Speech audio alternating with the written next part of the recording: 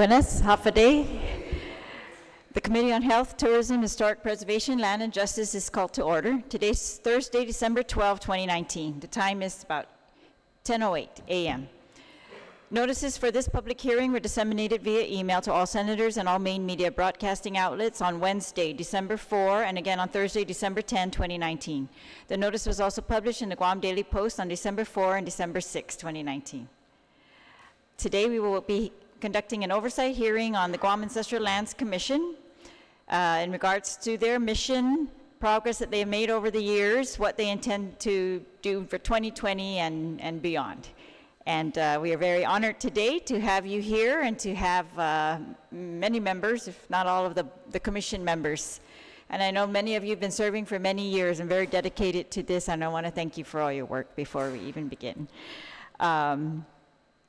All right, and if we could, and I know we have the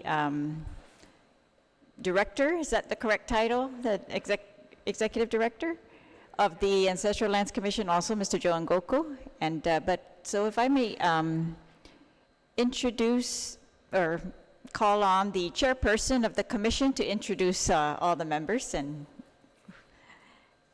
we'll proceed. Good morning, Senator. We'll start from... If you could introduce yourself, Mr. Ada. Oh, okay. My name is Anthony Ada. You can call me Tony. I'm the current chair for the Ancestral Lands Board. And we've been, how do you say, involved in this for a number of years. So to my far right is our newest board member, Angela Camacho. Then Commissioner Ron Clavea, our Secretary Treasurer, Commissioner Mary Cruz, our Vice Chair, si Ron Laguana. Let's see. How's the title? What were you, board members? No? Yeah, 1, 2, 3, 4, 5. Oh, on her way is Commissioner Louisa Wessling, and that's it. Yeah. Board member Anita Orlino is off island. She's accompanying her husband on a medical trip. And that's the board. Welcome to all of you again. Yeah. Also seated at the table? Yes, Attorney Nick Top, and from the Attorney General's office? From the AG's office, yeah. Executive Director Joe Ngoko. Okay, we got some members of we got land agent Liza Camacho, land agent Antolin Mendiola. Okay, so I'll go ahead and introduce the GITA panel also. Mr. Mike Cruz from GITA, Mr. Diego Mendiola from GITA, Mr. Larry Tovis from GITA, and Mr. Tony Ariola from GITA. All right. The Guam Economic Development Authority. Thank you. Yeah. All right, so let's begin with, if you can describe, either you or Mr. Ngoko, and the commission members, you're welcome to chime in whenever you think appropriate. I really want to just, I think that we haven't really discussed, much recently in recent years with the Legislature and the Ancestral Lands Commission. And I know that you all have been working hard, but I kind of want to get just a brief overview of what your mission is, what you feel like this commission has accomplished as, consistent with the intent of the legislature back in the 90s when we first stood up this commission, and whether, how productive has it been? Are you able to achieve these missions that you've set out to do, that we have all dreamed of and hoped for our original landowners? So. Mr. Ngoko. Good morning, Senator. Good morning. First of all, thank you for inviting the Guam Ancestral Lands Commission down to this honorable hall today. I was tapped by Governor Lilian Guerrero to be the executive director of this of the Guam Ancestral Lands Commission, and yes, I am honored to be a part of the Leon Guerrero Tenorio administration. I came on board. I was confirmed by the board on January 23rd of this year. In my confirmation hearing before the GALC board, I specifically stated that I was passionate in moving forward with the intent and the law as stated in Public Law 25-45 and codified in 21 GCA Chapter 80. My general understanding and what I have learned in the almost 1 year that I've been the executive director is basically to return the lands to the descent heirs or descendants of ancestral landowners, as the majority of them have passed on. I myself, I'm an heir of ancestral lands, and needless to say, whenever lands are involved, be it here in Guam or anywhere, it is a very sensitive topic. Land ownership is it's just one of those really sensitive topics wherever you may go.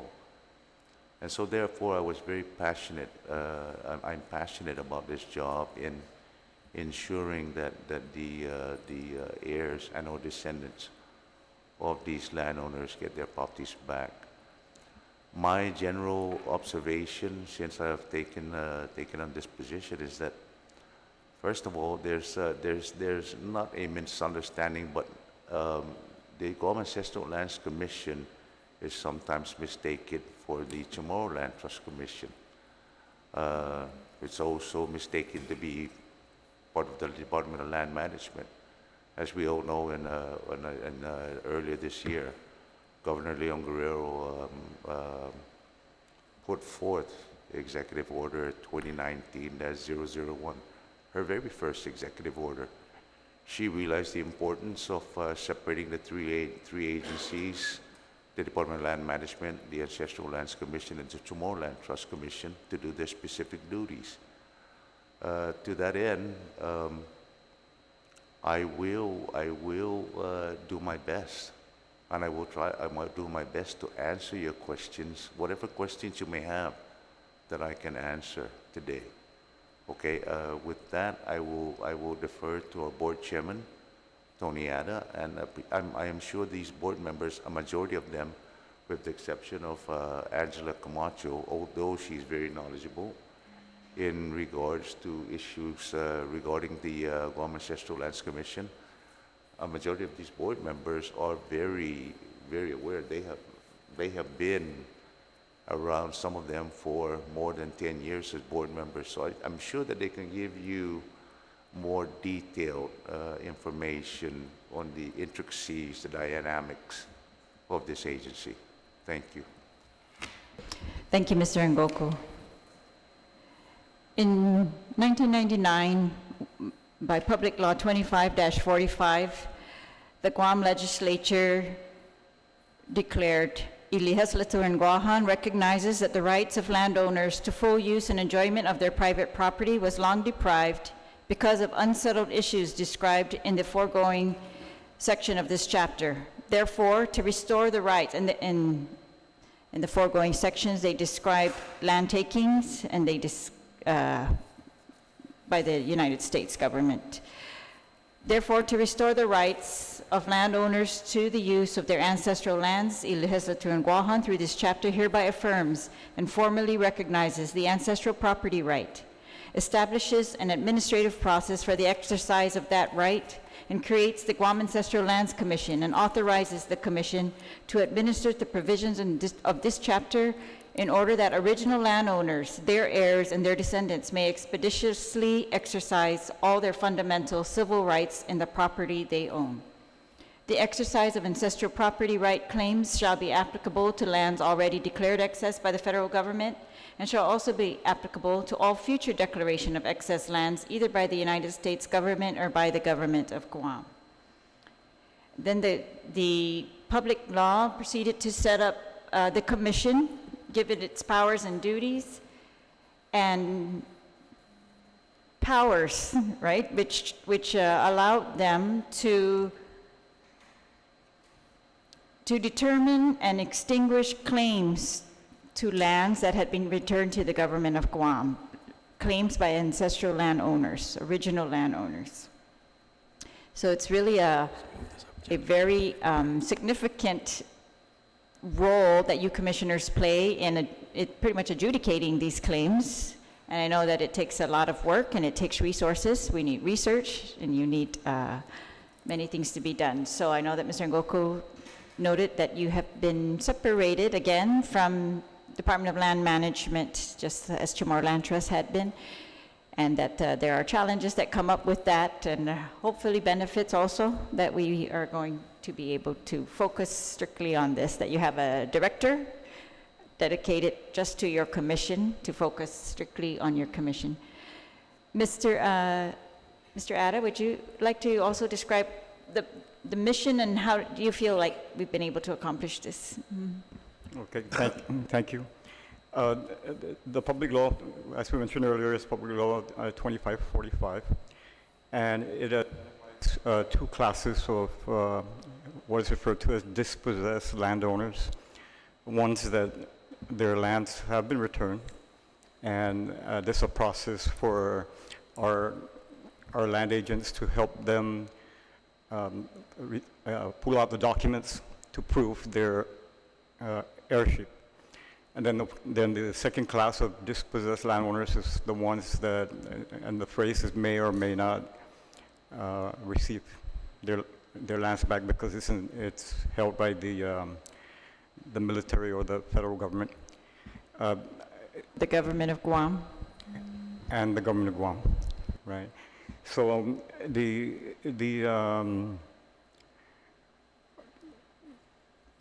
early on, when I first started, the focus was to return lands because there was a lot of lots that had claims of interest, and the activity early on in the early years was to return land.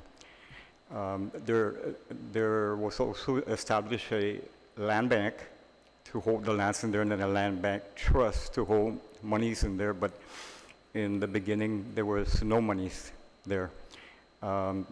We eventually had some of the lands put out for RFP, and we've got 3 main tenants that the monies that they pay for the leases go into the land bank trust. Now that we have our full attention by having our own executive director, the way it was organized before, the deputy director for land management was pretty much spread thin because he had other duties other than the Ancestral Lands Commission. So now that the Ancestral Lands Commission was separated this year, and our executive director was put into place, he can give his full attention to our efforts. It's now that the hard part, the research for land claimants, is lessening as compared to compensating the dispossessed landowners. We now focus on identifying these dispossessed landowners who will become beneficiaries to the trust. We made one outreach to our plan to find those dispossessed landowners is we publish in the PDN. The outreach was to publish it in all forms of media, which includes contacting Chamorro people that are residing in the U.S. You know, there are different Chamorro clubs there, and also maybe try to use the communication resources for our congressmen's from our congressman's office to do that outreach. We our staffing was limited, and it was basically just two people. One that was very knowledgeable, and the other one that was learning. And so to go and dig out these records and help the claimants find documents that prove their heirship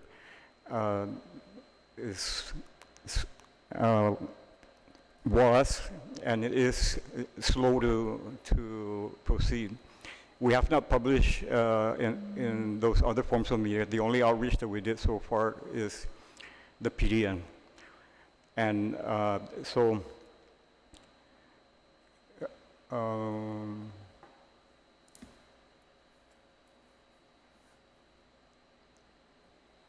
anything else? That's the basic description of the history of the of our efforts to try and right the injustice to dispossessed landowners. Ron, anything from the historical standpoint before we move into our goals? Anything to say? Doesn't? Okay, so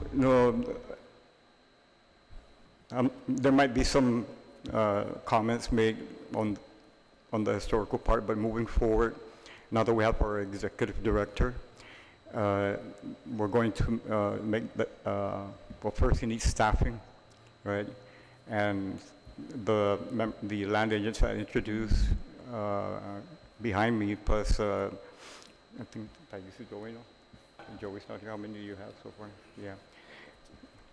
Now we've got the manpower in place, but they too have to learn those researching methods and where to go find documents that will assist the claimants in proving their heirship to the properties that they're laying claim to. So that's underway now.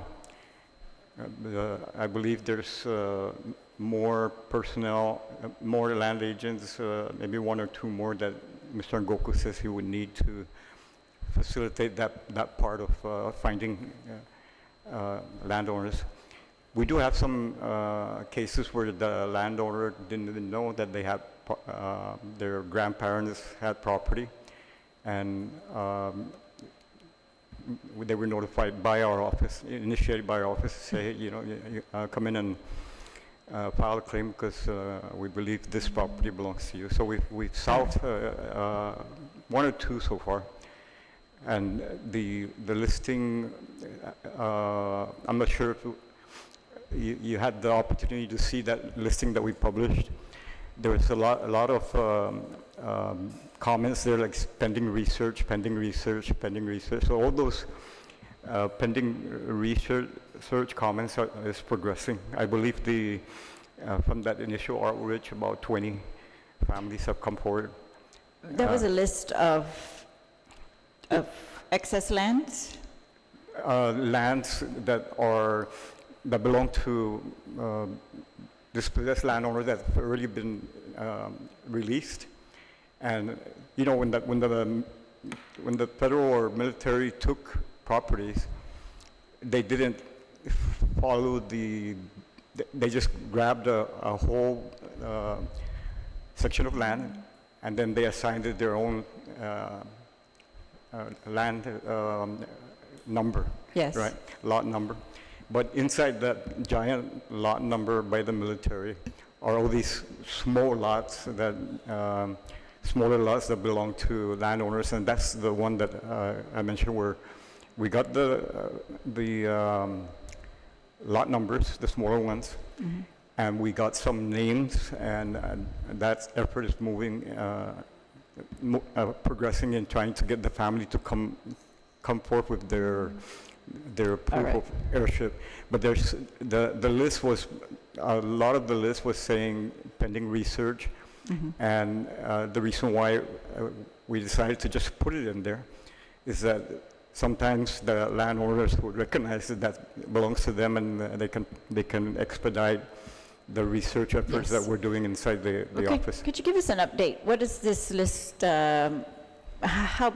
How large is this list? I didn't see the list that you're talking about, Mr. Addis. So, I'm guessing it's a list of either excess lands that are available for return to original landowners, and you've put on there, as far as your research could tell you, who the original landowners may have been. Yeah.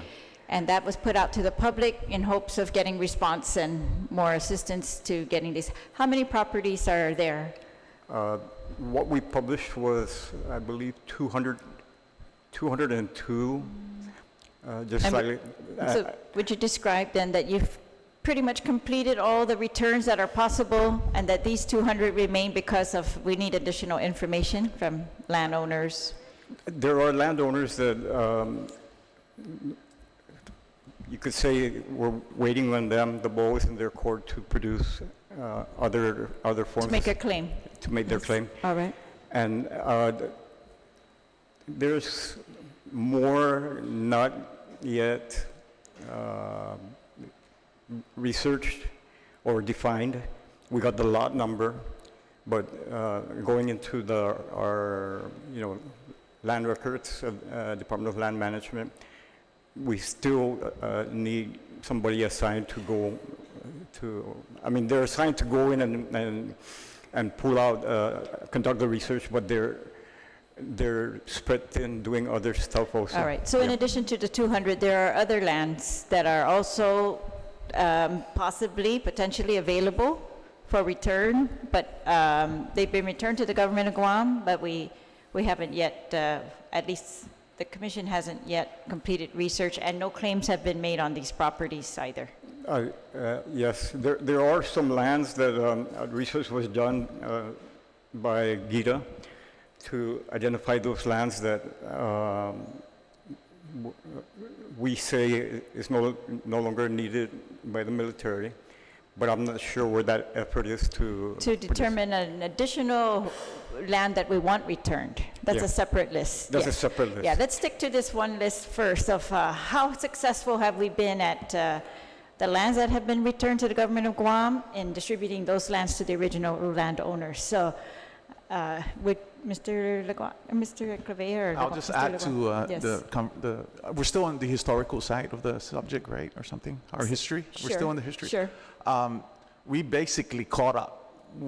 Great. We're now trying to what I seek. wanna hear. Yeah, we're caught up. Great. We've been caught up for many years. Yes. And right now we're seeking landowners, the original landowners. They're not responding. Right. Okay, so we're making efforts to go and advertise and give the word out that through even social media that, hey, if you think you might have properties, Yes. please give us a call. So we haven't given out a deed in maybe months. Okay. So, and But it's not because months of in lack between. of your effort, it's just because you've pretty much reached your potential we've until reached we already. find these other Yes, landowners. exactly. Okay, perfect. I Yeah. really wanted you to say Yeah, that on so the that's record. where Very, we're- yeah. very clear. I know, Mr. Addis, that's what you've been saying, but again, thank Yes, you. that's yeah. Mr. Laguardia?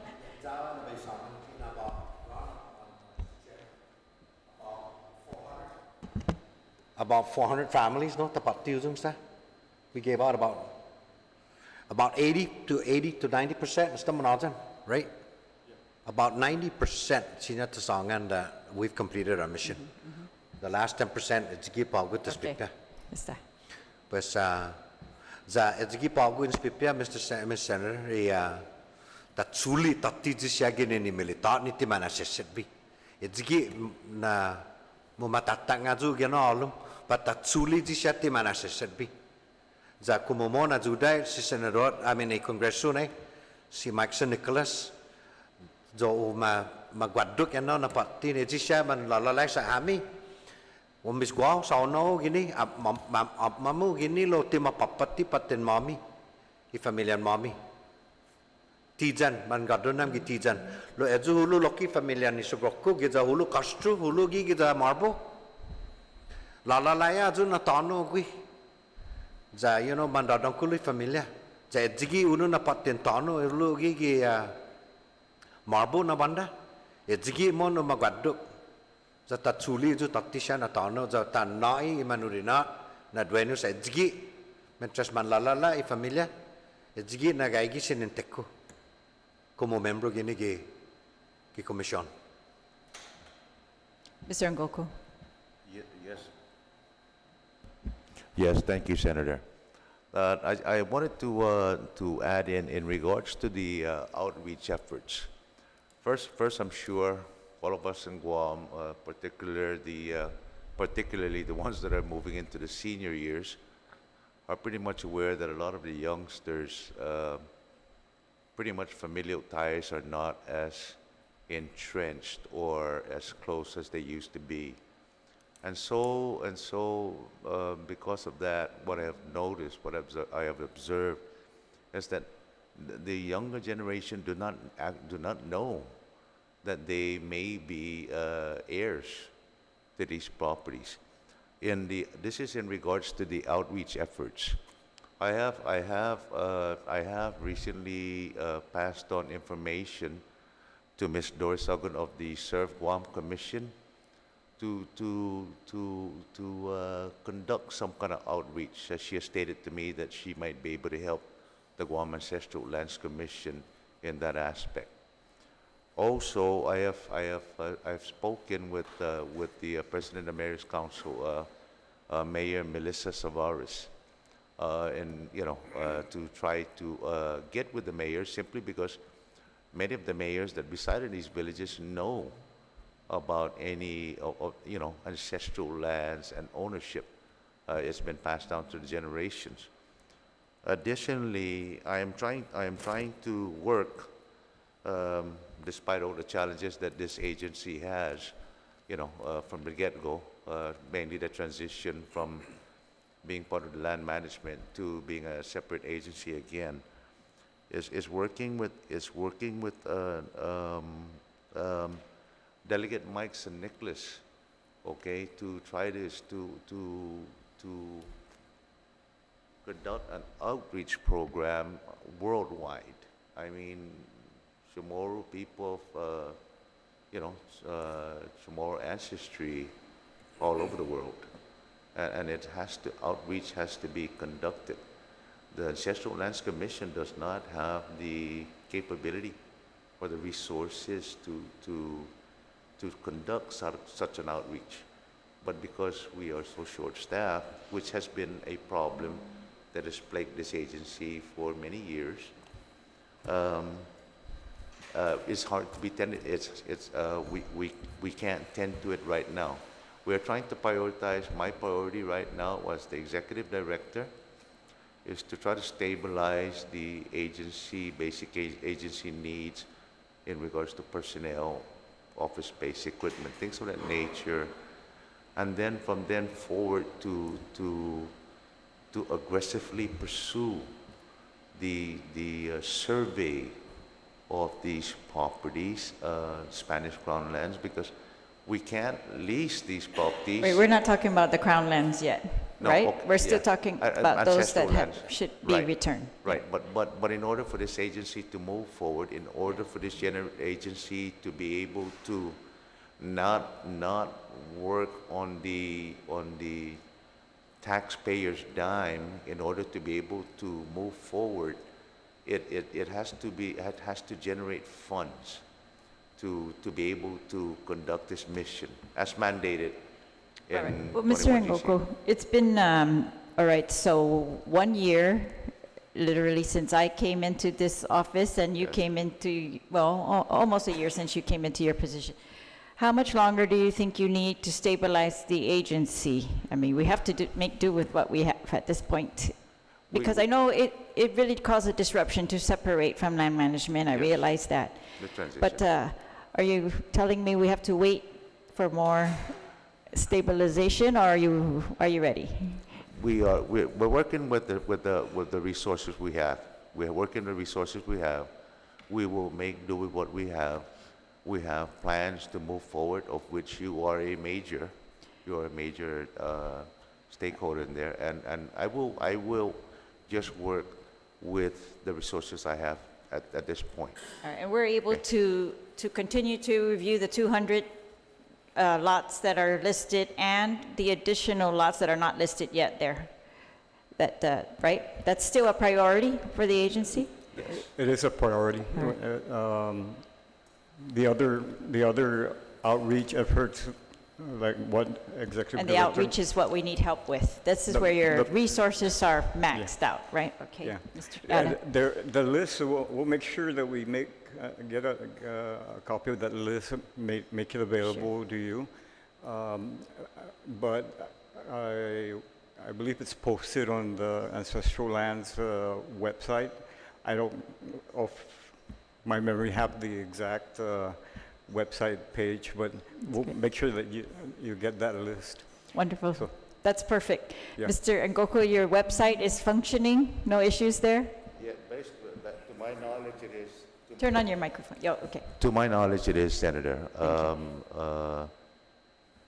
Again, I have 2 full-time employees. One that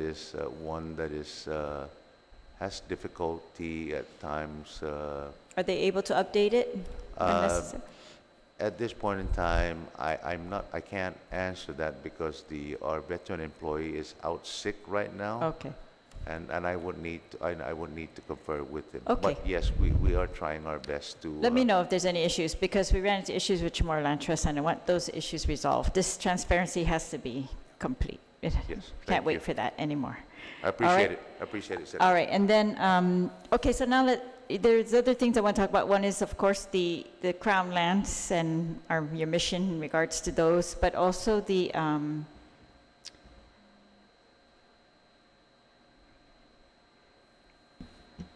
let's go to those. I think that's going to lead us into the leases and so one of you can volunteer to describe, Mr. Chairman, the goal in regards to, so we, just for the public, we have lands that have been returned, they've been declared excess by the Department of Defense or by the United States, returned to the government of Guam. The government of Guam took it upon itself to say, we, government of Guam, are going to return those to the original landowners, because the United States did not say they were going to do that, refused to do that actually, and so we're really kind of putting our necks out there to do this, to return these to the original landowners. But it was, everyone, we're still in this together. So you've been successful at that. Thank you very much for your work in this. We've got a few more lands that are still available to be returned. But now there were lands that described sometimes as Spanish Crown lands, sometimes they were also returned to the government of Guam. Could you please discuss those? Those we are not intending to return to original landowners at this point. Is that correct? Yes, Senator, that's correct. Again, historically, some of these lands do have an owner. They have Or what? they have owners. Okay, but yes, the- that's what I want to talk about. But what the naval government did before World War is they started implementing assessing taxes. So as an example, they'll go to a landowner, ask him, what is the size of your land? And then they pull out their calculator and say, this is how much tax you owe. The landowner, how you say back then, is not really a cash society, right? They didn't have that much cash, so they restated that, oh, yeah, that big lot is not mine, and they just choose make a smaller lot, And then what the naval government did is, okay, so the rest of this don't belong to you, and they take it, right? That's before the World War. After the World War II, that tactic was, I think, rarely or not used. It was land takings because of national security. And so that's how people lost their lands. So these crown lands is available. We put it into the land bank, and those are available for leasing out to generate funds for the land bank trust. Some lands were not really lands to begin with. For example, Polaris Point, it was water, and it's a backfill. Land, it was a land claimed by backfilling by the military, and we do have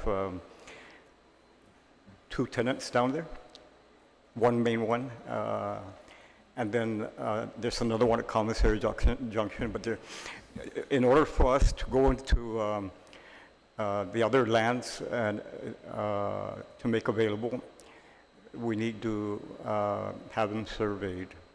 All right, but can I just stop you or pause right here and let's go back a little bit? Okay. So the lands that you're putting into this category, do you have an inventory of those? Yes, we A do. listing? You Yes, feel we do. like that's complete at this point? We do. There are some that are listed under ancestral lands properties, but not yet put into the land bank. Why would they be transferred? Why would they be moved from one list to another? Well, to make it available for leasing out. For example, Back Road. But if it was in the ancestral land list, why are you not distributing those?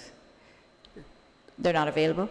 Why were they on that other list? We're not going to distribute crown lands because there's no owner of Right, record. but you said there are lands on the ancestral, Yeah, there are properties that actually we weren't aware that it was there until when Senator Tom Matter was here. We had an oversight hearing, and we had land management go identify some of the lands. And so now an effort to, our effort now is to get that and put into the land bank so that we can make it available for leasing out. With all that- right, so you're saying to add them to your inventory. Were they on any other list that you had? No. Okay, so they're newly discovered? Commissioner Maria? It is my understanding that we do not have a complete inventory of the Crown land because we need funding to go out and survey. Now, to answer your earlier question on what about the ones that are not, whose lands have been returned by the federal, but the government Guam has kept it. Right. Now, that's the other category that we have been working on. So we need to, we're working on policies and procedures to compensate these families Yes. for the lands not being returned. So when we finally get to that stage, we are going to follow the pattern where they need to prove that they are the heirs of the property, and then, the whole probate used to distribute the funds. So one of the patterns that we have is to finalize that policies and procedures so that once we have, once we have that, we may be able to continue the, in compensating these families. So we have a, Continue or begin? I'm sorry, begin. All right. Thank you for the correction, Senator. Just want to make sure because I don't want a big fight. All right, so, okay, so, Mr. Ngoku, did you want to clarify? Yes, Senator, thank you. Just to give input there. I still want to focus on the inventory right Yes, now. Okay, yes. please. An inventory, and basically, there are Spanish Crown lands, but we can't give an exact size or area just because they're not surveyed. Okay, We can't say what we're working with. We need to get it surveyed. all right. Yes, so the government of Guam in general is at a we are lacking surveyors. Department of Land Management is very much maxed out in helping all of us to get survey needs done. So I appreciate that need by this agency. Yes, Senator. We're working on, again, one of the goals that we have with the Guam Ancestral Lands Commission, and the board has approved, is to outsource. The Department of Land Management is just overwhelmed with surveying requirements, and so the board has voted and approved the agency, the Guam Ancestral Lands Commission agency, to put forth RFPs.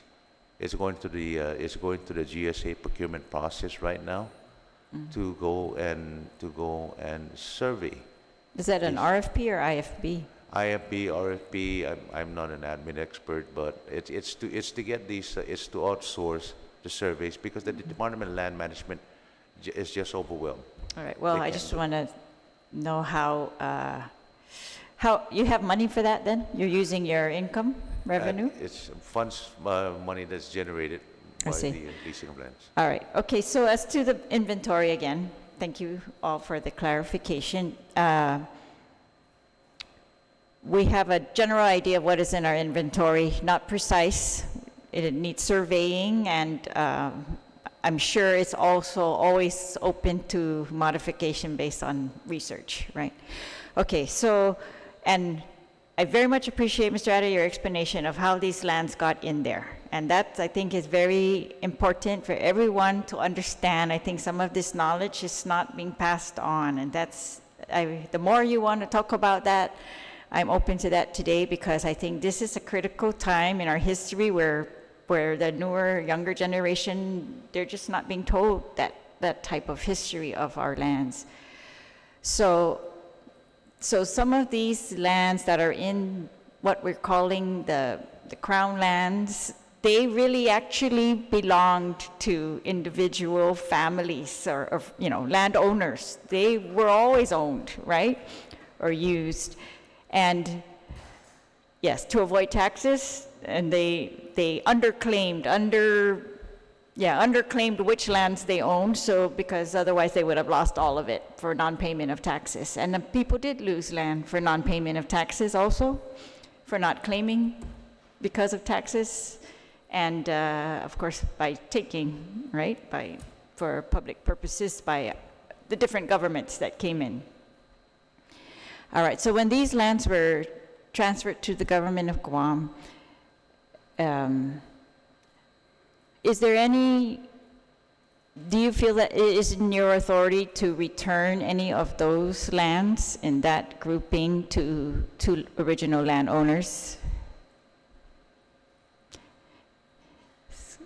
Commissioner Maria. You are referring to the ones, these owners that understated their area because of not being able to pay taxes, and that's quite a history. And yes, we are aware of that. So one of the things that they would need to do is to present evidence to their claim that the property is really a lot larger than what was returned. So. Yes, Chairperson Ada. Yeah, to facilitate Commissioner Cruz mentioned policies and procedures, but it's also known as rules and regulations. We did draft up, we struggled in trying to identify who would be a beneficiary to the Land Bank Trust. And so after so much discussion, we went ahead and we submitted the rules and regs and here to the legislature, but there was, I guess, discrepancies in the write-up. Some parts of the regulations conflicted with other parts. So Attorney Toff may be able to expand on that because he did write up, went in and make the necessary adjustments so that there's no conflict on the rules and regs. So that's one part of the Crown land inventory we need to survey so that we can make it available for leasing out to generate funds for the trust and then subsequently to be distributed to beneficiaries. All right. I guess I'm trying to, I understand that Yeah. process, but I want to just clarify that the commission, there's no, are you all united that what is in your inventory as Crown lands now is not returnable to original landowners? Mr. Escovea? Yeah, that question you asked was posed to me several times. Now, we want to do justice to those old landowners, Chamorro landowners, previous landowners to these Crown lands, right? But they have to have, proper documentation. How do you, okay, before, the way it was before was they bartered through, cows and, buffaloes or whatever, right? The carabaos. So what they did was, at that tree or that tongan tree to that coconut, that's how it was done. So I know our enabling legislation says from 1930 up, not before. So we're limited to that. But still, the landowners were in favor of giving it back. It's upon them to present the evidence that we need, the criteria we need, right? Which is basically the survey notifications, land tax, right? So that's the limitation we have, but we're all for giving back even Crown lands from 1930 up because we have to follow the law. And they just need to present the proper evidence and we'll give it back. All right, thank you for that explanation. Perfect. Okay, so now let's talk about, so you have an inventory, a trust, and I know that this has really been the hardest, the biggest challenge for this commission is following through on this trust and for the benefit of the beneficiaries. So if you could please explain who the beneficiaries of this trust are. Mr. Ada. Yeah, in order to, there are beneficiaries that are known, right? But in order to get the trust fund to start distributing monies, we need to identify, or we discussed that we need to identify all the beneficiaries so we know how much can be distributed. And we also wanted to put a cutoff date. I guess we didn't really discuss it in our meetings, but when can you come forward and say that you are a beneficiary to this money to be distributed? So that part is moving along, but there are things that need to be done, like, for example, knowing the exact size of what we can put out for bid to be leased, right? So that there's a sizable amount of money in the trust now, and just the beneficiaries. Yeah. Yeah, available to be distributed, but we need to identify who those. Yes, what is your plan for identifying the beneficiaries? I know there are some lands that are very obvious. They've already been determined who the original landowners were. That land was returned by the military to the government of Guam. The government of Guam kept it, or keeps it today. It's not returning it to the original landowners. Those original landowners are beneficiaries, right? Those who else are beneficiaries for this trust? Yeah. Mr. Ngoku. Thank you, Senator. For that question, if Mr. Chairman does not mind, maybe Legal Counsel Nicholas Toff can give some insight on that. All right. Well, I just want to put out one example is the Tizen, right? So this one is easy to understand. The Tizen landowners whose land was not returned, who has continued to be used by the airport and the roads, those those are beneficiaries of this trust, correct? Who else might be beneficiaries? Mr. Toff, thank you. Thank you, Senator. Part of the problem that the commission has is that the term beneficiary was never actually defined in Chapter 80. So we've been operating on the assumption that just kind of a generic people whose lands have not been returned and look unlikely to be returned, whether federal, whether government of Guam. But if the AG opinion that came out when the Ancestral Lands Commission attempted to pass its rules and regulations stated that because these terms are missing, because there was a lot of vagueness in Chapter 80, it just said the word government. And if you take it by the definitions used in the Guam Code annotated, that only means government of Guam. So if we were to go by a strict definition, the term beneficiaries would only mean those peoples whose lands are currently being occupied by the government of Guam. And the commission has felt that that doesn't really represent the intent of the original law. And really a lot of the vagueness in Chapter 80 is preventing the trust from moving forward in what I would call the second half of its mission. You know, there's the return of the lands, and then there's the acting as trustees for those beneficiaries whose lands have not been yet returned. And modifying Chapter 80 to allow the trust to pass rules and regulations is really the step one in this, defining who the beneficiaries are. The AG opinion stated that the Guam Ancestral Lands Commission does not have the ability to do that on its own, that it's a duty of the legislature to do that. So our hands are kind of tied as far as being able to identify exactly who those beneficiaries are, absent further legislation. We're just kind of stuck with there's contradictory parts within Chapter 80, and this was another part of the AG opinion, is that there's the term beneficiaries are kind of thrown around as if they kind of are in both states, whether it's being held federally, being held by government of Guam, and with the lack of the definition, it just kind of makes a mess of it. And so we've come up with draft legislation to attempt to resolve many of those issues. But it would take action by the legislature for the commission to be able to move forward in the second half of its mission. Yes. Mr. Etta, did you want to add something? Yeah, that was, how do you say, a very well discussed topic of who the beneficiaries are.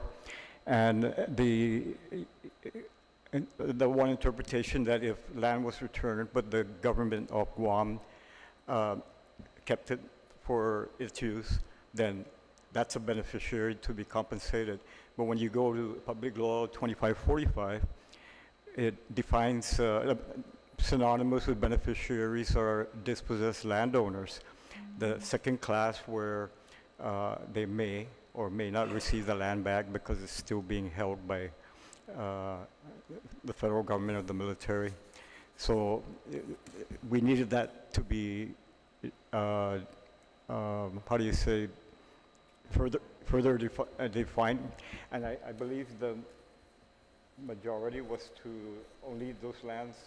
The discussion, you know, we're a board of 7 and we got to vote on it. And I think the majority.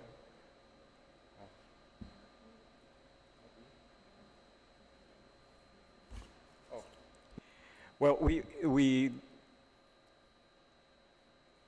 held it that the two classes of dispossessed landowners should be somehow compensated, and but there's not enough.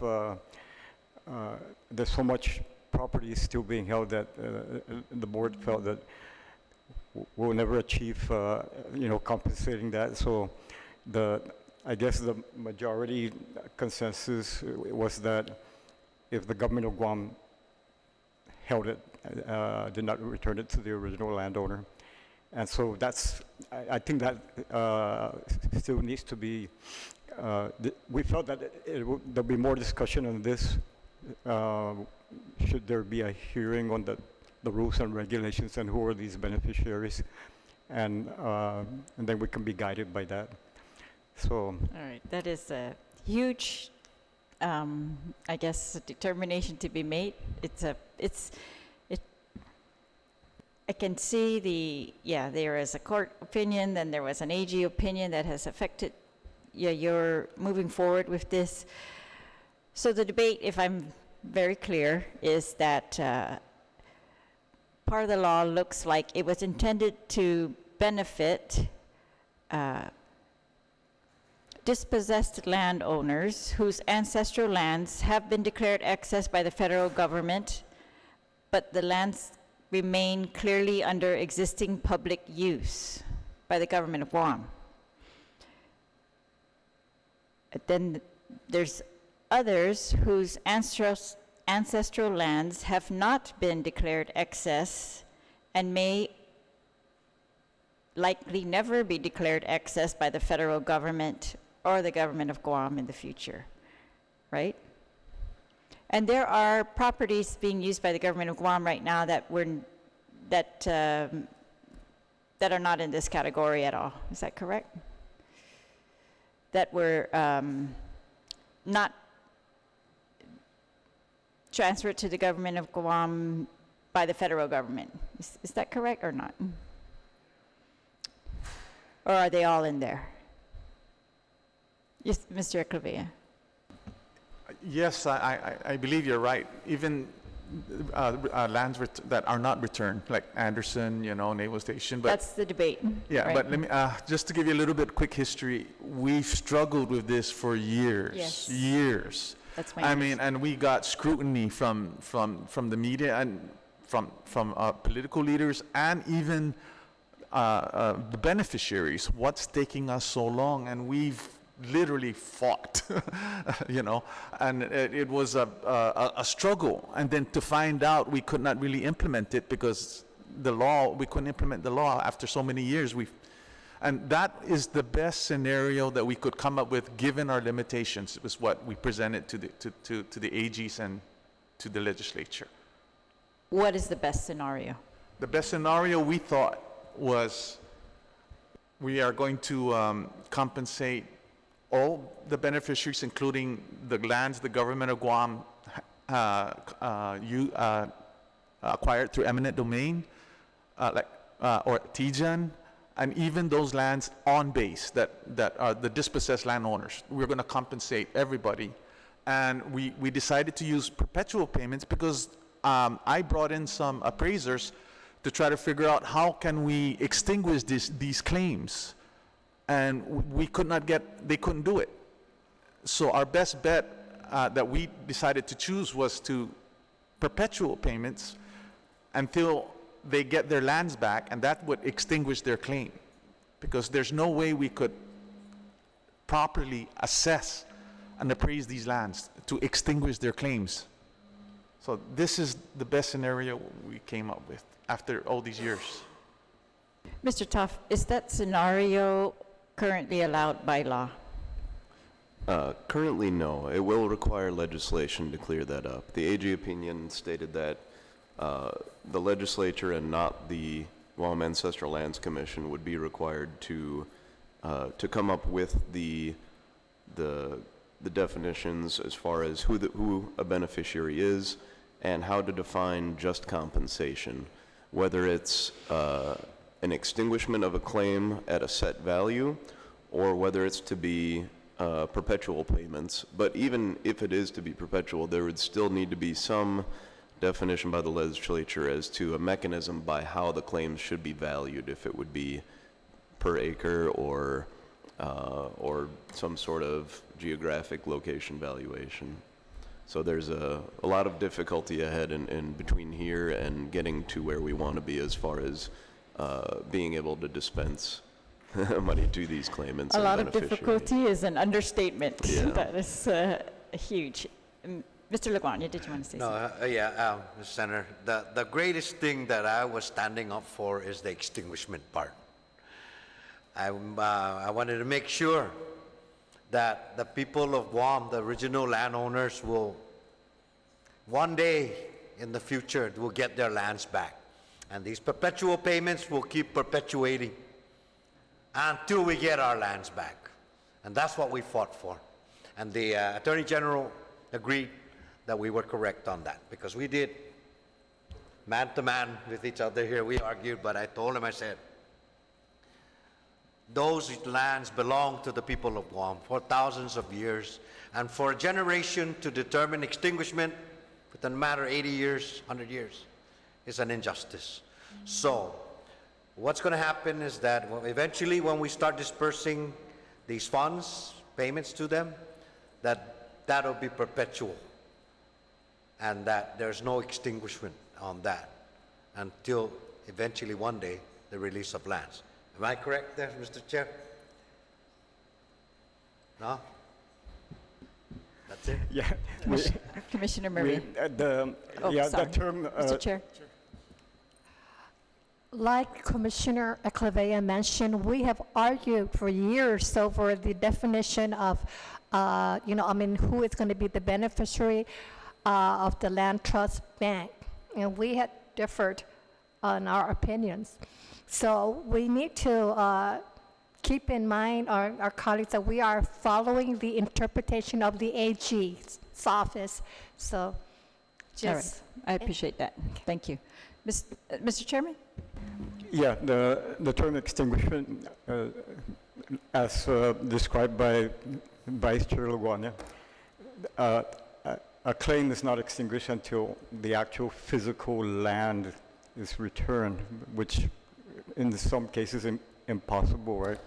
And so just compensation is another term that's in there to come up with a value to give out to these dispossessed landowners that may never get their land back until it reaches a certain amount that is considered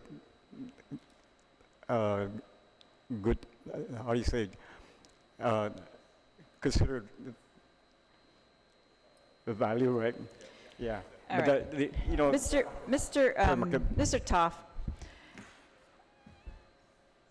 doesn't the current land bank law limit beneficiaries to those dispossessed ancestral landowners whose land has been returned by the federal government to the government of Guam and who the land continues to be used for public benefit by the government of Guam? Yes, That's the current law. that is the current law. Not being implemented right now because we have had discussions over many years to expand this, to include landowners whose land are not contemplated to be returned at the moment, as far as we know, such as Terlaje at Anderson Air Force Base, right? Okay. I just want to put this all on the record. I think we have an understanding. And this is I commend you for all your efforts over these years. If we can now these lands, I'm going to read this statute because it's going to be relevant to our next discussion, which is your current leases, right? The Commission shall establish a Guam-based trust to administer all assets and revenues of the land bank of the aforementioned lands and manage the lands and act as the developer of the lands, if necessary, to the highest and best use. The Commission shall establish rules and regs pursuant to the administrative adjudication law for the Guam-based trust. The resulting income shall be used to provide just compensation for those dispossessed ancestral land owners. Is there any other source of revenue for the Ancestral Lands Commission other than this?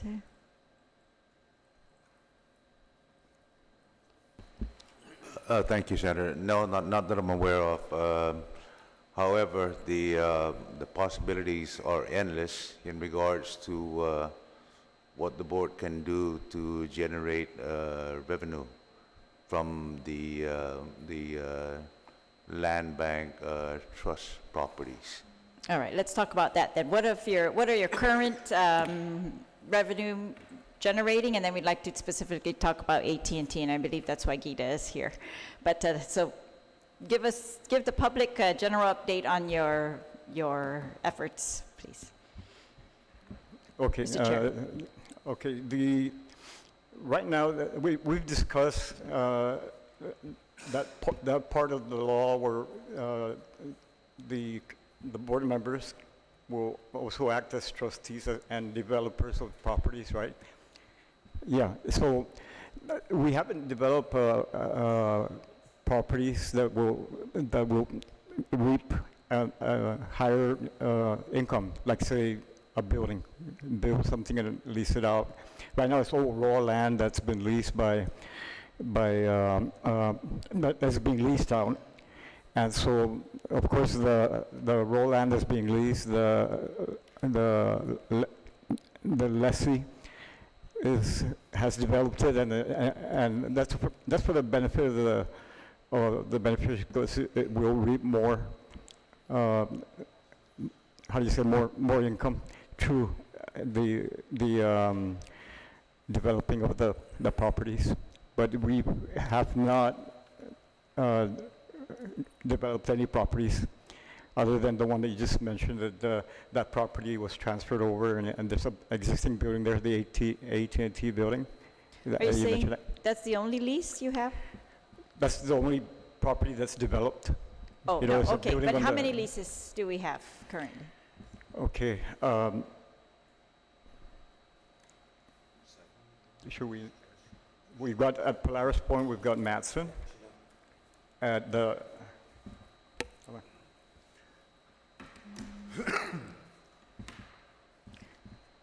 we got what is referred to as Commissary Junction, that light that turns into Cabras and where the USO, across from where the USO is. That's Quick Space. And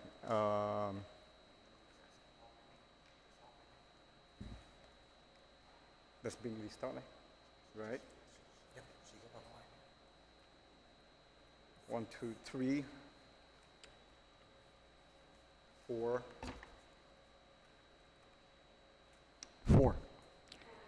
Four current leases. Yes. Do you have a list of potential leases or land that you were planning to lease, or do you have a process to develop a list like that? Yes, we do. Gita is the property manager that we've enlisted to help us with this, right? There are some properties that potentially could be leased, but it's delayed or stuck in litigation.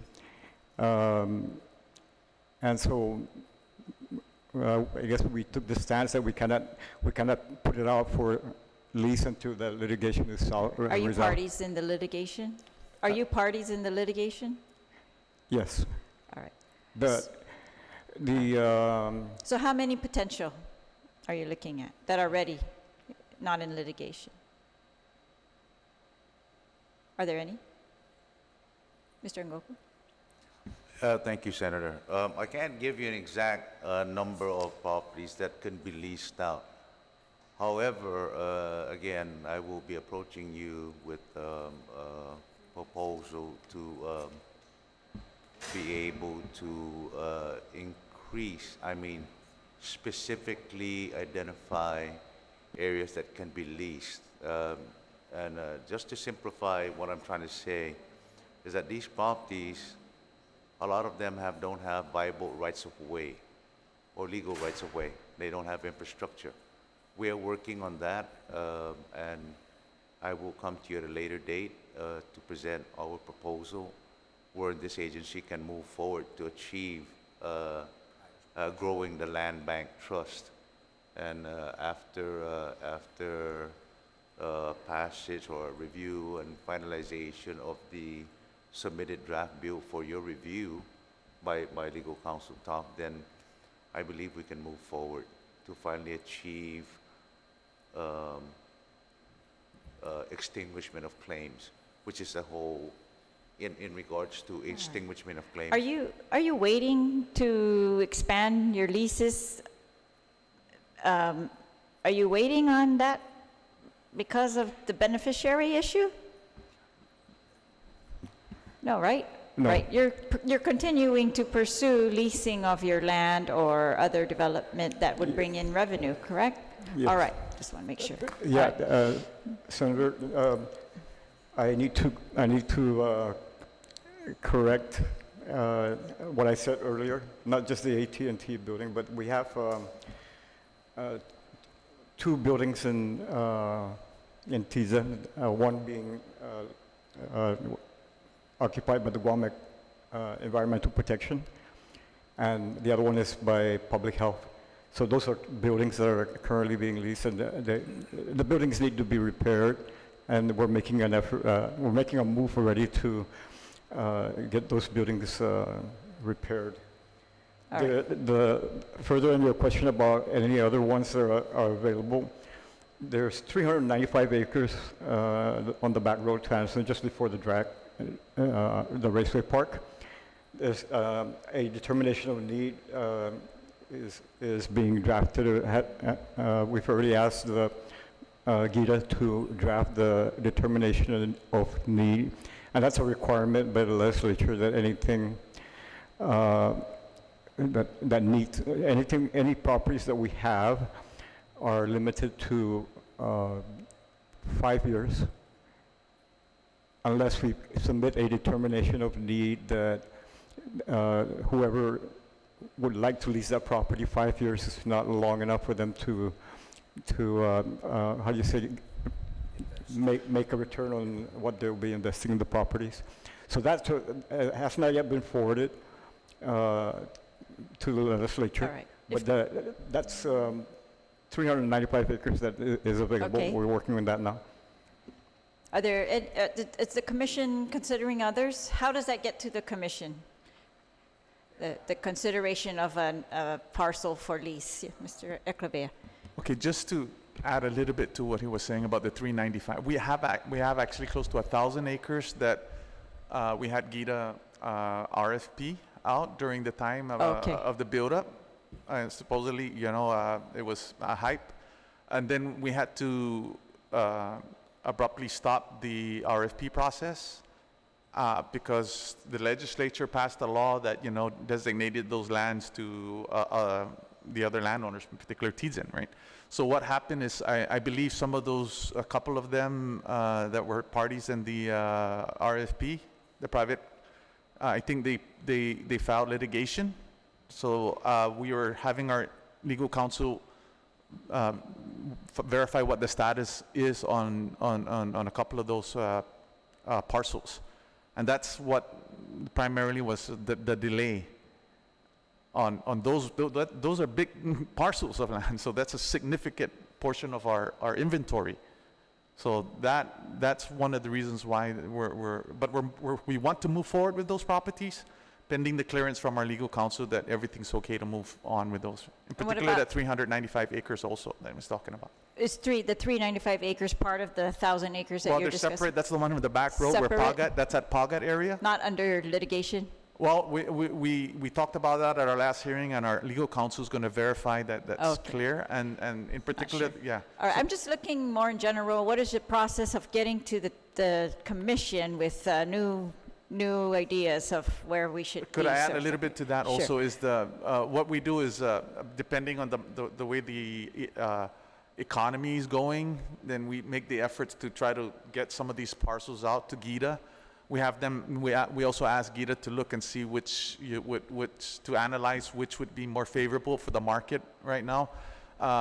Which lands in your inventory? Yeah, whatever it's on the inventory All that's right. available. Yeah, All and right. whatever the restrictions are, like the survey, maybe some of them need to be surveyed. But I Yes. recall that we were able to go ahead and RFP some of these properties despite the fact that they weren't surveyed, because we had that as part of the RFP conditions that Sure. they Great. Okay, so Okay. Yes, Mr. Ad?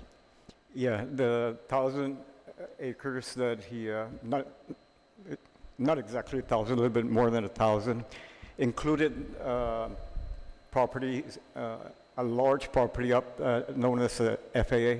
That's on Route 3, just before the entrance to Nick Tams. And that should be available to be, put out to be made available for leasing. So that's the 1,000 some acres. But these were the properties that was set up, there was a bill passed to Yes, to the one he talked about. What yeah. about, is the 300 some acres part of the 1,000 or separate? part of. Part of, okay. Yeah. All right, then, if it's okay with all of you, then if there's, I'm going to ask the representative from GITA to come up, and we'll talk in particular about the AT&T lease, if that's all right. Mr. Tovis, or you may bring up any members of your team that you, or, oh no, you may continue to have a seat. Let's just see if we can fit, yeah. Unless you have to go.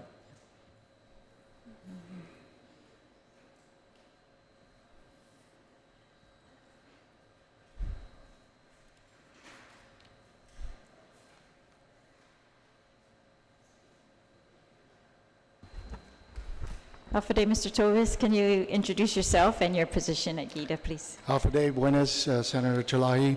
My name is Larry Tovis. I'm the manager of the Real Property Division at the Guam Economic Development Authority. And as part of our MOU, Memorandum of Understanding, which dates back to 2006, when we entered into this MOU with the Commission, our charge basically was we get a list of properties that the Commission deemed as Spanish Crown lands available for commercial leasing. So at that point, GITA will do the work to identify those properties, do site characteristics, do the research, and find any and all barriers within the properties before we actually put it out for a request for proposal. And that's normally the process that we follow. Once we identify the parcel of property, for example, Polaris Point, when that was available, we put it out for a request for proposal. We went through the procurement process. Everything was transparent as far as procurement.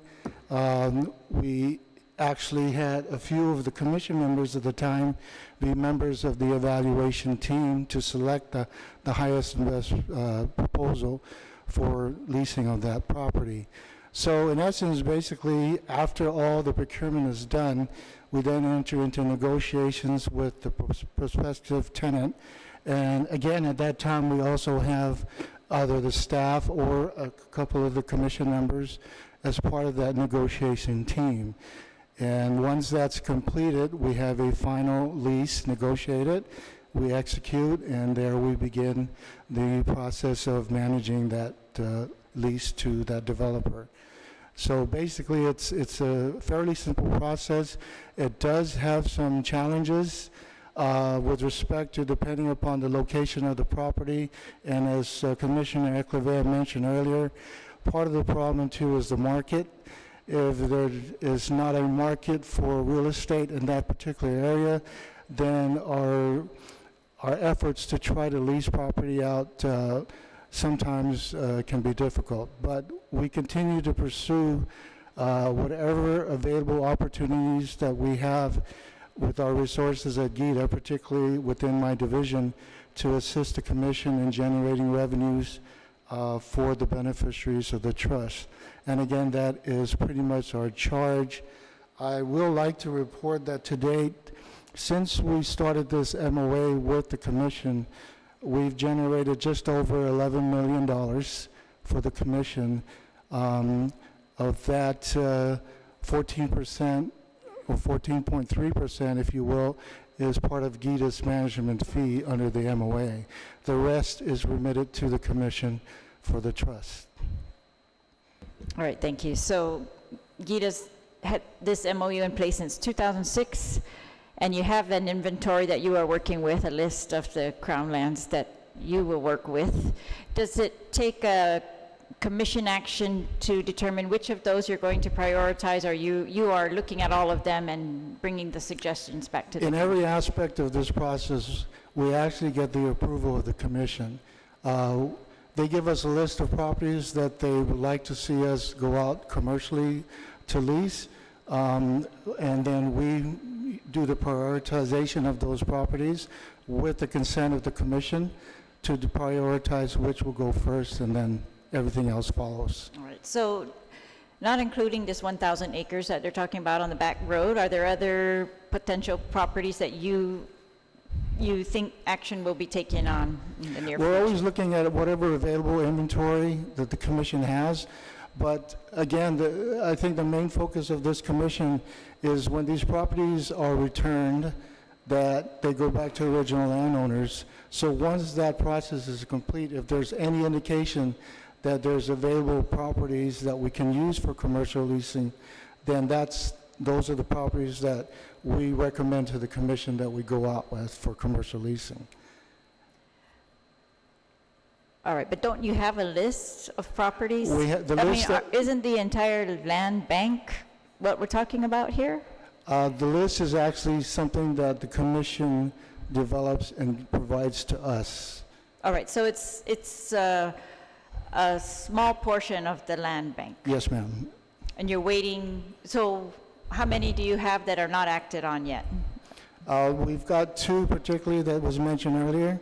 I want to just go on record as saying the two parcels that they were making reference to, again, those, we had actually issued requests for proposals in the early years, and then there was a situation with particular, if you will, landowners that looked at those properties Lawsuit. and saw fit to go to the commission and say, we want those properties for the beneficiaries of this particular group of Yes. landowners. And so that stalled that whole process. We were in litigation. Yes, so let's not talk for- about that one. Right, What other so- lands are available, or do you have lined up? At this point in time, the only property that we could possibly enter into a lease would be those two parcels once it's determined by council. Why that not they're any other available. land? Again, we do really. You've dep- exhausted the list that you've been given? Right, All so we right. depend on the commission. Once they determine what's available, Okay. then we go ahead and proceed to. All right, and so Chairperson Ada, can you confirm, the land bank, in the land bank, there is more property than this property we're discussing right now, this 1,000 acres, isn't there? Right. Yes. Very but little, there- very little in addition to this? Yeah. This is the bulk of it? the boat. I That's see. the boat. Okay. I didn't know that. All right, now I understand. Thank you, Mr. Tovis. Okay, so,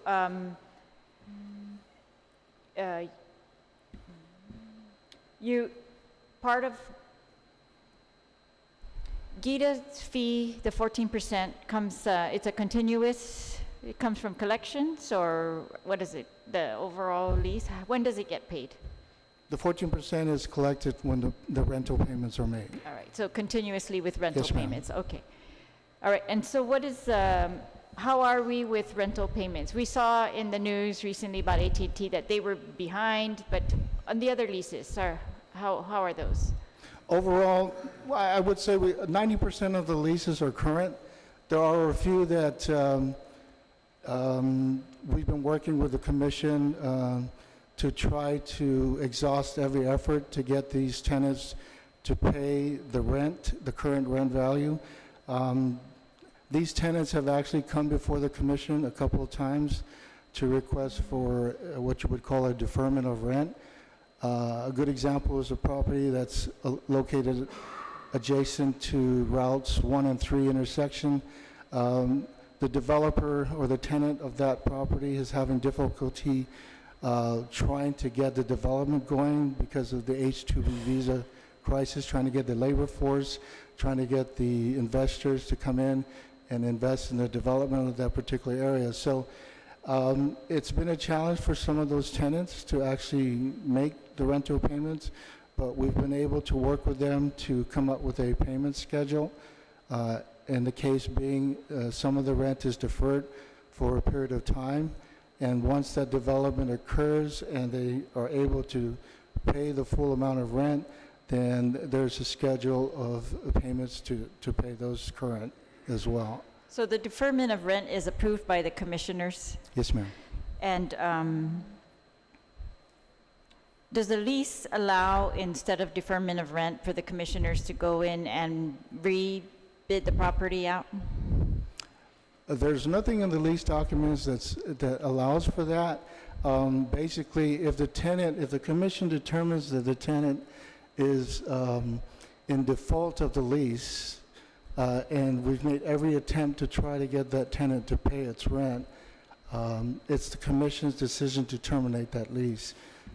And Yes, so- all right, so termination. So in lieu of termination, they can defer payment of the rent, and that's completely in the discretion of the commissioners. Mr. Toft, do you agree?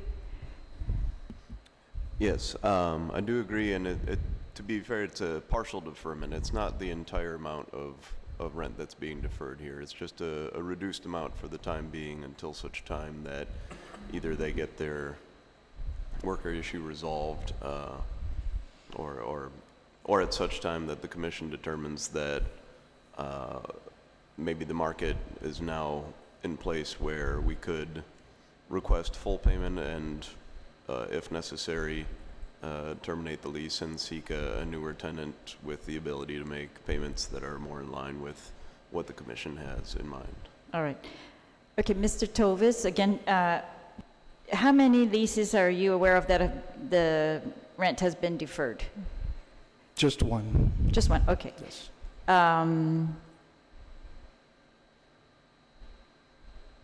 Okay, is there anything anyone wants to add before we move on to AT&T specifically?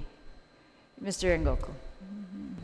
Yes, thank you, Senator. Again, in regards to the priority of or listing of properties that are prioritized for commercial leasing, we can't really determine that at this point. We need to survey.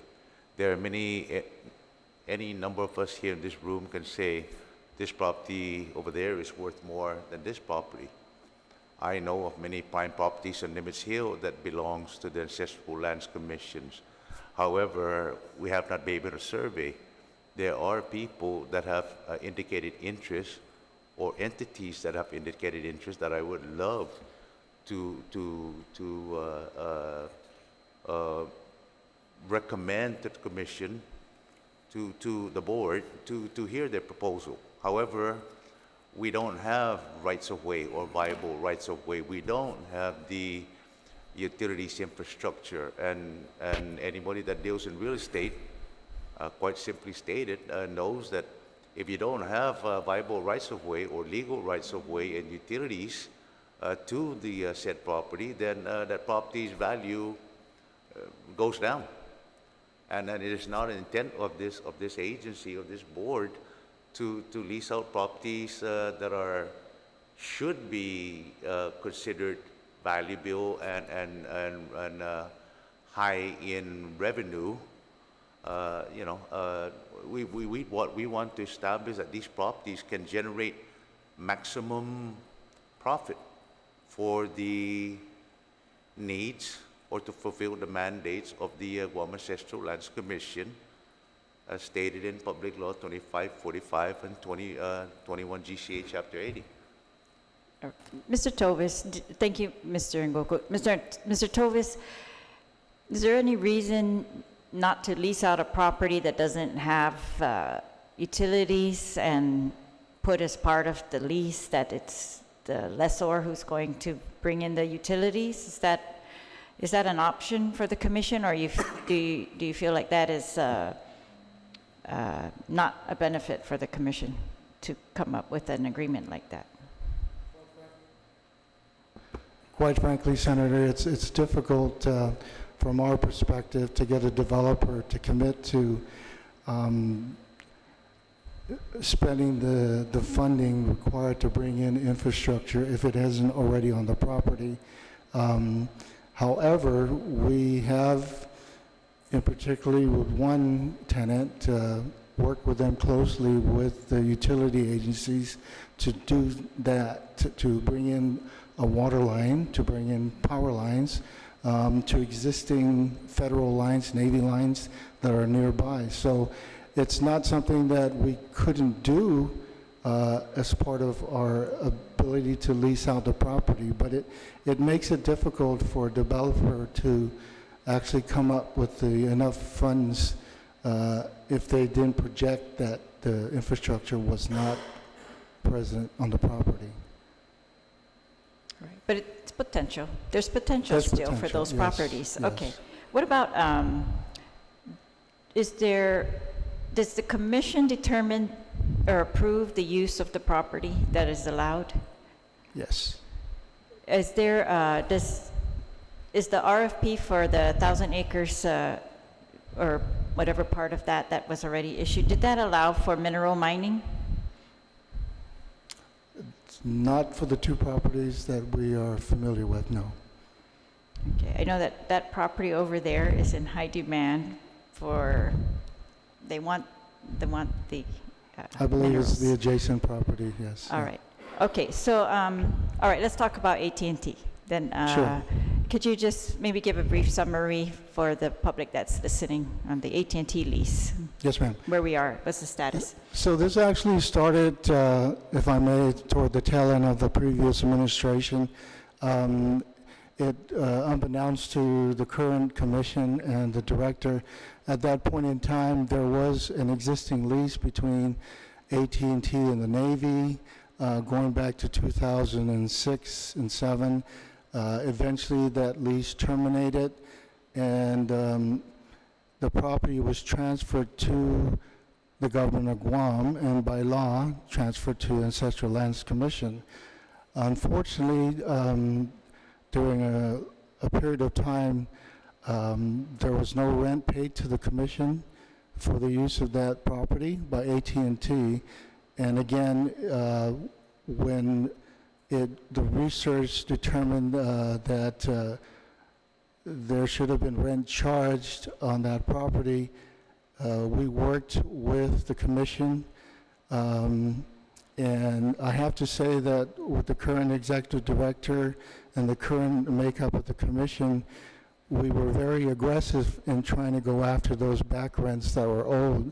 And to our success through negotiations with our legal counsels respectively, we were able to negotiate what we believe was the best case scenario with respect to the amount of arrears owed to the commission, and then going forward with a 5-year lease of that property. All right, can I ask, what happened before this aggressive collection? How did this, was it lost? I mean, why was it not being pursued? Senator, I can only assume that that was probably the case because, again, unbeknownst to any of us here at this table, prior to that being brought to the administration's attention, nobody knew that the lease was actually in effect between AT&T and then terminated and transferred to the commission. At least from our standpoint, we weren't aware of that. All right, and so the lease continues pursuant to an extension, an option that's been granted? Going forward, we, as part of the negotiations, after we settled on the amount of back rents, moving forward and following the current statute, we've executed a 5-year lease going forward with AT&T for their continued use of that property. Okay, so before I talk about the past due amounts and how that was settled, I'd like to just talk about this going forward. So the amount that you've agreed on going forward, the commissioners, have you agreed to this amount? That's approved? Do you believe that that is the best price that the government could get for this property? It was all part of the negotiation, Senator, and I do believe that the commission prevailed and got the best deal that it could possibly get with respect to the amount of rent to be collected. So it was as close to fair market value as we could get through negotiations with AT&T. You did a recent appraisal of the fair market value? We relied on an appraisal that was conducted by AT&T, and with that appraisal, we began our negotiations to determine what the rent would be going forward. So it was an AT&T appraisal. Yes. When? What year? It was done just this last year. 2019? Mr. This year, Ngoko? I'm sorry, 2019. All right, Mr. Ngoko. Yes, thank you, Senator. In regards to the AT&T here, the back payments and the further lease, I believe legal counsel can elaborate more, better than anybody else here.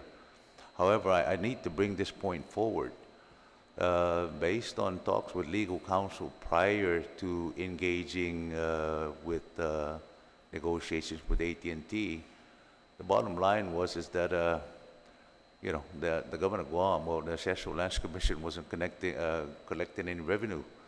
And had we failed in our attempt to negotiate an agreement in regards to back payments, we would probably still be in litigation for the next few years. But I'm going to defer to legal counsel to give a short explanation as to that statement I just made. All right, if I could hold off on that part, because that's, again, the collection on the back rent. Going forward, you know, in my role here, I haven't seen the appraisal, but I would like to see that if I could. Yes, ma'am. Was the use of the property discussed?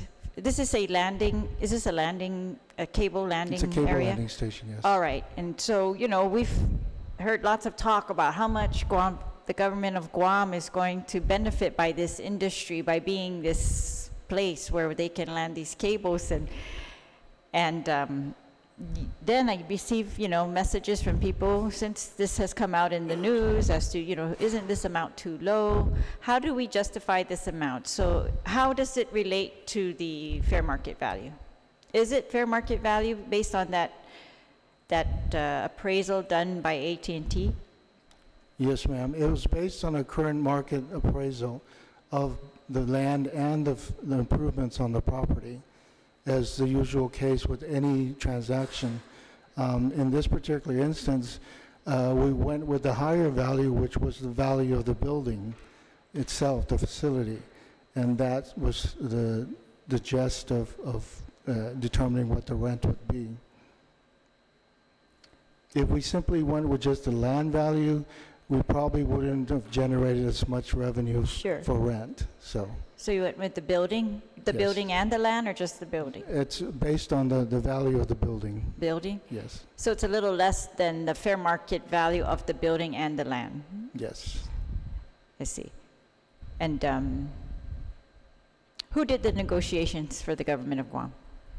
It Or wa- for the Ancestral Lands Commission? I take that back. Yeah. Right, so you had representatives from GITA, from the commission itself, and our respective attorneys from the Attorney General's office, and GITA's legal counsel, Who is your legal counsel?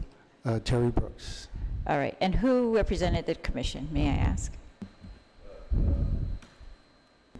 Senator, it was myself and legal counsel Nick Toft. All right. Okay. And Gita, it was you and your legal counsel?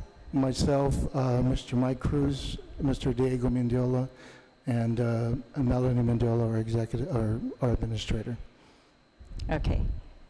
All right. And the commissioners, you in a board meeting approved this amount going forward? All right. And, okay, so now let's talk about the past due rents. Can you just, I guess, justify for the public how we agreed to these amounts? It's lesser, can we agree that it's lesser than what was required by the lease? You negotiated a lower amount, is that correct? As far as the 5-year lease going forward, that's correct. As far as the back payments, no. I think we actually got a higher value in the back payments, and that was part of the offset and why we did agree to a lower amount for the 5-year lease, was that ensured a much larger back payment than we would have received. We weren't even guaranteed back payment at all. We had no existing lease with AT&T. That was a lease between the federal, the naval, the Navy and AT&T. So we were not part of that. So had we gone out and just bid it normally, we would not have gotten any back payment necessarily without potential litigation.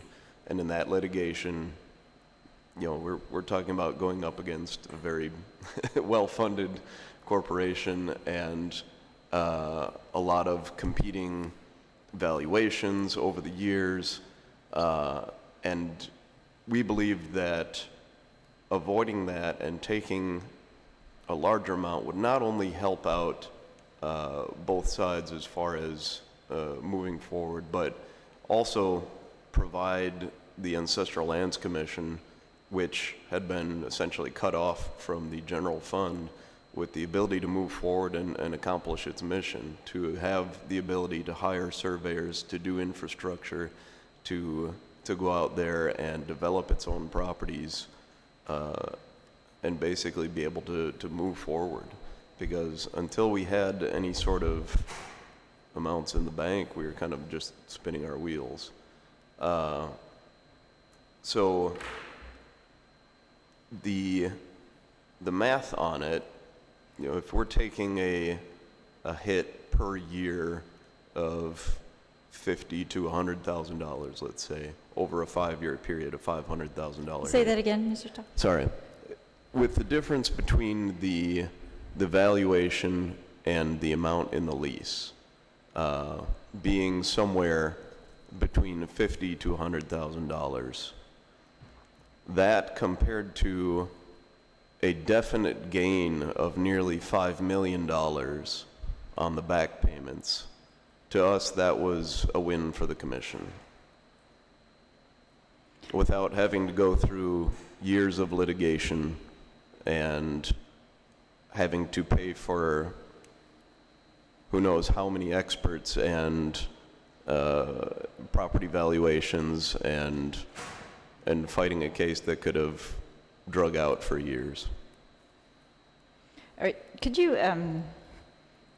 thank you. Can you go back a little bit and tell us how is it that there was no lease in place? I thought there was the lease with the Navy and the property was transferred to the government of Guam. The lease did not transfer? No. So that was problematic going into negotiations. And that was, you know, that was part of their bargaining chip too, was that they had the ability to potentially fight a claim for back rent here. But they wanted to have a positive relationship moving forward. And they've been using this property ever since? Yes, yeah. So there could be an equity argument. You go into court and make that claim, but how many years is that before that gets resolved? How many experts do we need to hire to prove our claim on that? And what if we get a valuation that's far lower than what we'd expected or what we were claiming? All right, so the property transferred in 2002. What was the lease amount under that lease with the Navy? Or who was it? The U.S. GSA? Did you use that at all in your? So go ahead. Yeah, based on our information, it was $25,000 a year. All right, and so what does this $5 million equate to a certain amount per year going back to 2002? Far larger than that. So part of the problem was that for between 2002 and 2006, they were still remitting payments to the Navy, and the Navy was accepting them. So we went from 2006 forward, so a period of 13 years and $5 million for that period, which is a lot more than $25,000 per year. How much is it?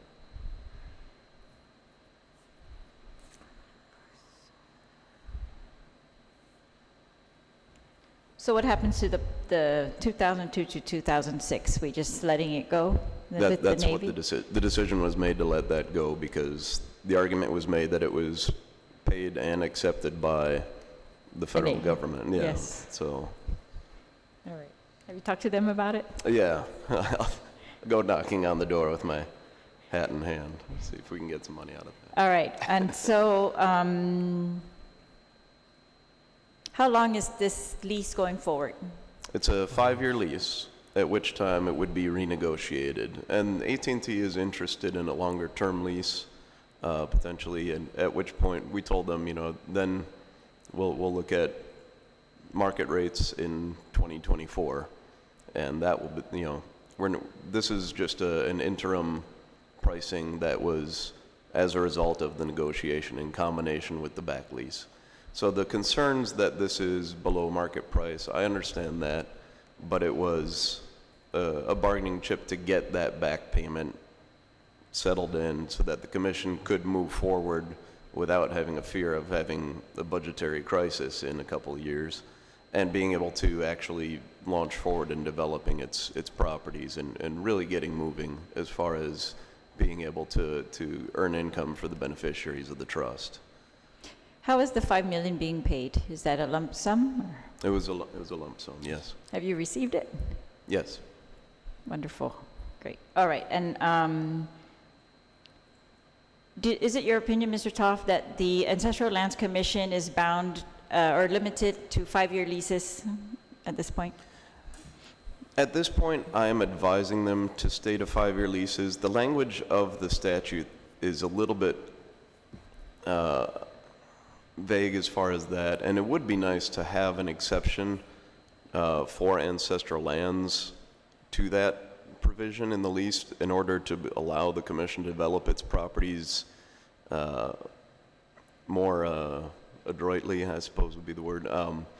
The 5-year provision does cap a lot of interest from outside forces who'd feel like they can't get their investment back in that amount of time, especially if they need to bring in any sort of infrastructure or water, things like that. If we would be able to get longer term leases, I think we could draw a lot more interest, especially for larger properties. The 5-year limit, is that the law that limits all government of Guam to 5-year leases? Yes. All right. There's no specific law for the ancestral lands regarding length of leases? All right. There was a mention in a proposed bill by, I think it was it Senator Taidagui, as far as exempting the Chamorro Land Trust from that, but the Ancestral Lands Commission was not part of that proposal. But we would like to be. It would definitely help. All right. Mr. Ngoku? Yes, thank you, Senator. Maybe I can ask Mr. Tovis to elaborate a little bit, because we've got a couple properties that have long-term leases that have been approved by the legislature.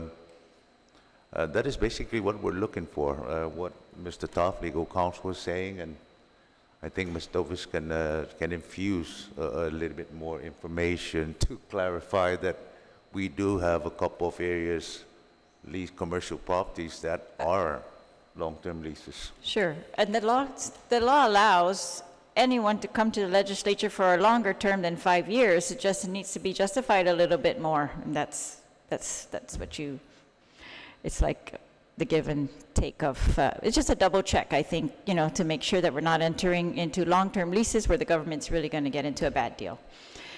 And I think Mr. Tovis has clarified that there is no other pending property. The property that he has that they're supposed to be managing, trying to get leases on right now, is either tied up in litigation or has some other problems associated. Just a couple of properties that's specifically under litigation that we just need further clarification so that we can move forward with putting those back out for a request for proposal. All right.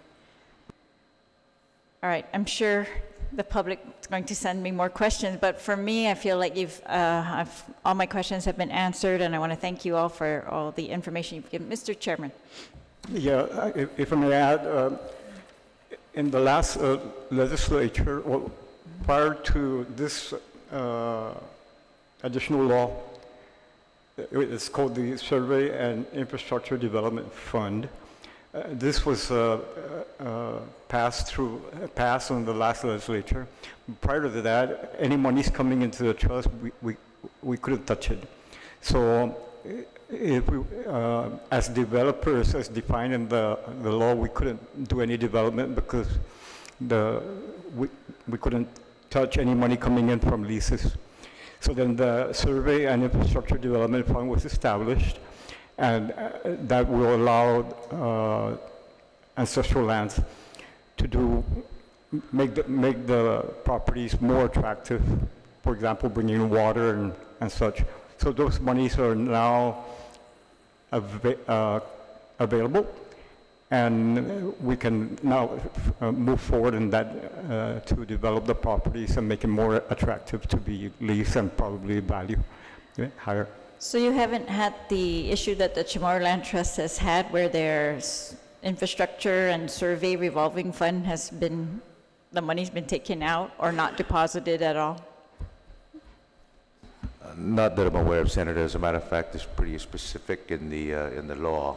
I believe it's Public Law 34-108, where right. it authorizes. So you're keeping the- track, and you're receiving in Yes. there what you're supposed to Yes. be? Okay, great.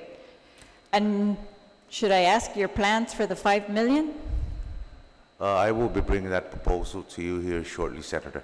All right, I'm sure the commissioners will discuss this at length.